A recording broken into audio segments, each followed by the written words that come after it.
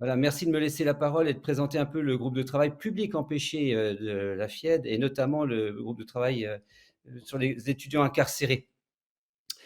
Notre groupe de travail a été fondé en 2012, et cherche à développer un petit peu une offre de formation à distance, plus adaptée ou mieux adaptée au milieu carcéral. Alors, on a discuté là à l'instant d'accessibilité, je crois que c'est le maître mot, et de flexibilité. Je vais rappeler quand même un petit peu les contraintes du milieu carcéral, quelques éléments qui rejoignent parfois les publics en situation de handicap et bien au-delà. Je voudrais parler déjà de la difficulté de l'EAD. C'est parfois de l'isolement, du manque de temps, de la gestion du temps. Et puis pour ces étudiants en situation ici carcérale, on a deux contraintes majeures. Une contrainte qui peuvent être des opportunités. Une contrainte de type éducative, ce sont des trajectoires scolaires parfois particulières, chaotiques, mais c'est aussi une problématique d'identité, d'étudiants incarcérés. Derrière la notion d'identité, il y a quelque chose, un élément fort. Il faut savoir que le soutien, même l'envoi d'une carte d'identité, ou une carte d'étudiant, ça valorise la personne et ça évite le décrochage, ça permet d'avoir une motivation. Donc on est dans des problématiques très, très, au-delà des contraintes organisationnelles que je vais suggérer, on est là aussi dans des problématiques très humaines, sociales, d'accompagnement et de soutien.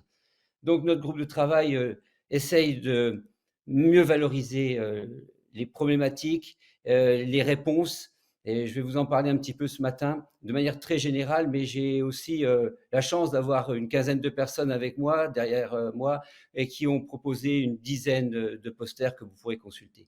Une autre contrainte de forme organisationnelle, évidemment, on sait que on s'attend à ce qu'il y ait une difficulté de gestion du temps, aussi la gestion des espaces, l'accès à des salles, l'isolement, les bruits, les difficultés financières. Mais la contrainte qu'on perçoit, nous, pour l'enseignement à distance, qui tend à se développer vers des hybridations, vers du numérique, beaucoup plus de numérique, toujours dans l'accompagnement, ce sont des étudiants qui sont aussi parfois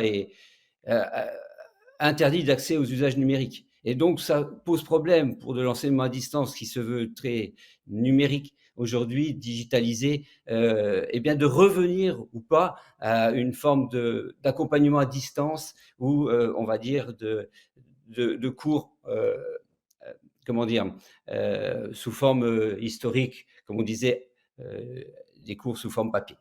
Donc, les enjeux pour la FIED et notre groupe de travail, c'est trois pistes. Il s'agit de favoriser ou de clarifier notre offre de formation à distance. Euh, pour mémoire, il y a plus de 500 formations à distance proposées via la FIED. Peut-être on a recensé plus de 155 formations qui pourraient être potentiellement proposées aux étudiants incarcérés. Pour quelqu'un qui a un manque d'information, qui n'a pas accès facilement à l'information, vous imaginez bien que c'est quelque chose qui demande à être clarifié. Et donc, clarification de l'offre de formation et surtout communiquer notre offre de formation.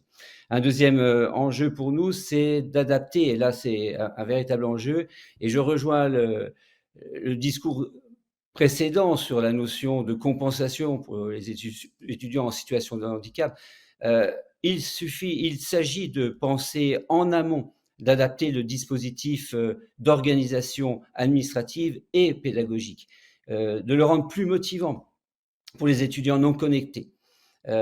Et enfin, l'enjeu majeur, c'est quand même favoriser la réussite personnelle, voire la réinsertion.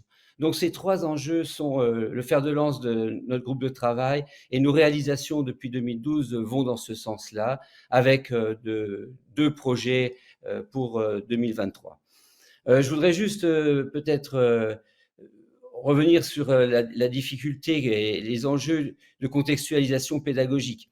Euh, ils sont ils sont pour nous peut-être un moyen de mettre en évidence l'accompagnement à distance. Comment on peut accompagner, comment on peut acheminer les cours et quels dispositifs non médiatiques on peut faire administrés, diffusés auprès des publics incarcérés. Alors, on a essayé de consigner ces différents dispositifs, les bonnes pratiques, à travers 2 guides. Un guide administratif qui est sorti en 2015 et qu'on a publié sur le site de la FIED. Et puis, on a aussi un guide pédagogique, donc, qui a été publié en 2019 à travers donc, ces pratiques en termes d'accompagnement, de tutorat à distance ou en présentiel, quelles sont les formes possibles, les pratiques dans les centres qui méritent d'être non pas généralisées, mais pour lesquelles on peut s'inspirer, parce que les cas sont toujours très différents. Ce sont des expériences, de belles expériences, mais très différentes, selon s'il y a une proximité ou pas du centre de détention. Cela mobilise donc 12 universités actuellement, avec 12 référents qui nous permettent donc d'être mobilisés en cas de besoin par les enseignants qui sont dans les prisons. Nous avons aussi, dès 2017, inspiré et participé à la signature de l'accord cadre. On en parlait, c'est vraiment quelque chose qui est très, très important pour nous, pour motiver les équipes, pour généraliser les pratiques et réfléchir surtout à l'accessibilité et à la flexibilité. Donc, participation à l'accord cadre en 2017 et puis en janvier 2022, l'accord cadre qui a été rappelé tout à l'heure à l'ouverture de cette journée.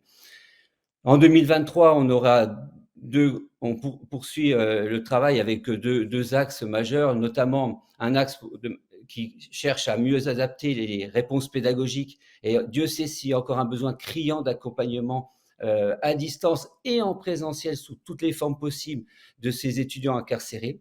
Et pour éviter les ruptures, les décrochages, la démotivation. Et puis, on a aussi imaginé, l'aspiration d'ailleurs de Pierre Bust, il faut aussi souligner, un label FIED, un badge qui permettra d'identifier les formations à distance qui sont déjà engagées et d'identifier leur positionnement en termes de réponse pédagogique. Donc, c'est un processus collaboratif qu'on a imaginé avec les équipes, avec les proviseurs du PR, ouvert à de nombreux partenaires, qui permettra donc de se positionner en termes d'établissement, en termes d'équipe, de centres à distance, se positionner en termes de pratiques. Quelles sont les bonnes pratiques? Est-ce que nos pratiques sont suffisantes, sont suffisamment flexibles, répondent aux besoins des étudiants incarcérés, aux contraintes d'étudiants non connectés? Et puis, donc, ce positionnement-là, en termes de niveau de positionnement, à travers un questionnaire qui va être administré aux équipes, eh bien, ça sera un processus d'amélioration pour nous dynamique, pour créer une dynamique, processus d'amélioration permanente de l'organisation pédagogique. Donc voilà un peu le dispositif sur ces 10 dernières années et puis ce vers quoi nous tendons à travailler en 2023. Je remercie encore toute l'équipe et tous ceux qui m'ont accompagné pendant ces 10-12 années sur cette thématique-là.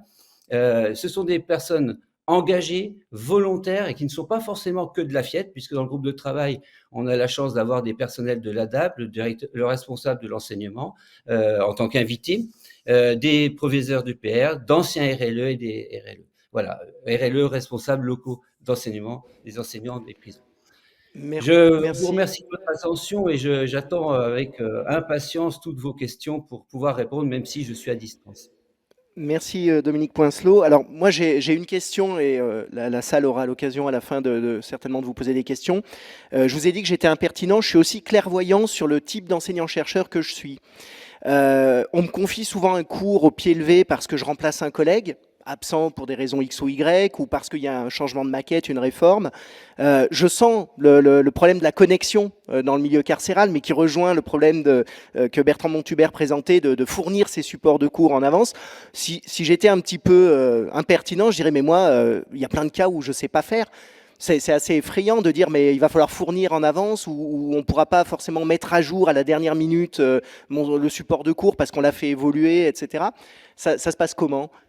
Alors, Déjà, c'est vrai qu'il y a un très gros travail qui est mené en amont. C'est toujours une problématique d'anticipation, de fournir des calendriers, d'indiquer, le calendrier universitaire, les adaptations et les aménagements, quels sont les aménagements pédagogiques et cetera. Et puis on essaye aussi, de créer un lien permanent, le plus dynamique possible entre le référent, qui peut être un universitaire, un administratif, donc côté université, ou un responsable de l'équipe pédagogique, ou un enseignant.